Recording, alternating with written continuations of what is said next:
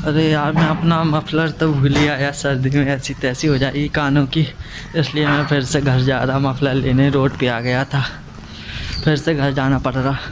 और टाइम भी 9:30 हो गए, ज़्यादा हो गए 9:30 से। और बस भी छूटने का डर लग रहा क्योंकि 10 सवा 10 पे बस निकल जाती है।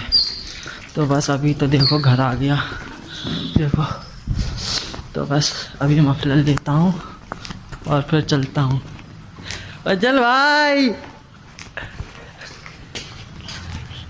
ये देखो ये घूम के आ रहे हैं दो। अंशु जल्दी मफलर ले आओ। ये देखो हमारे दोस्त, ये भैया दीपू भैया और ये उज्जवल, वही नेपाली नोट वाला लड़का। वीडियो मैंने कहा था मत डालना, फिर भी डाल दी। कहाँ गए थे? दुकान पे गए थे यार, समझ गया हम। अरे यार नाश्ता वास्ता लेने गए थे। अकेले नाश्ता।